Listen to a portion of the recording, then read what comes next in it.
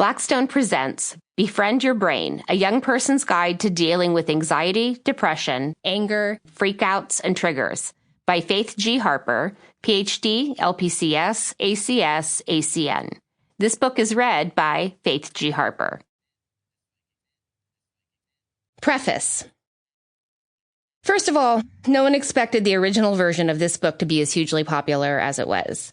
I'm a nobody from San Antonio, Texas, and I wrote a book published by a medium-sized publisher that appeals to punks and weirdos, my people. And it didn't get popular because Oprah found it.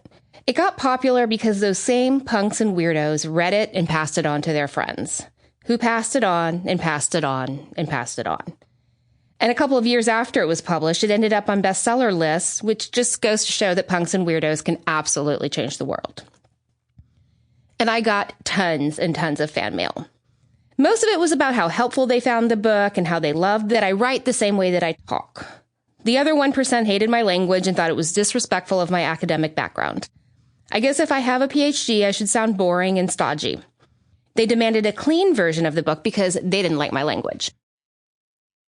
My publisher shrugged and said, when you try to make everyone happy, you end up making no one happy. You sound like yourself, and that's what makes the book good.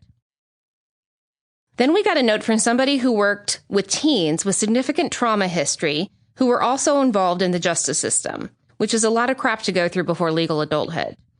She used my books regularly, especially the original Brain book, and had to black out the F-bombs. She asked if we had considered making a kid-friendly version. Not dumbing down the science or anything, but something that could be used in schools and detention centers and the like, without needing to use a Sharpie every other word. So here's the thing. Not only do punks and weirdos change the world as a group, one person with a reasonable and respectful request can also change the world.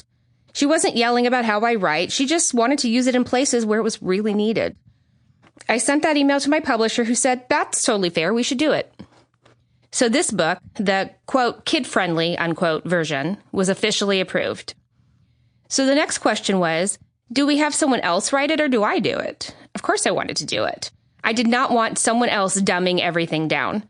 I work with a lot of teens and preteens in my private practice, and they are incredibly smart and thoughtful. One of my biggest complaints about mental health books written for people under 18 is that they treat readers like they're dumb. And I have found y'all tend to be more self-aware and world-aware than most middle-aged people I know.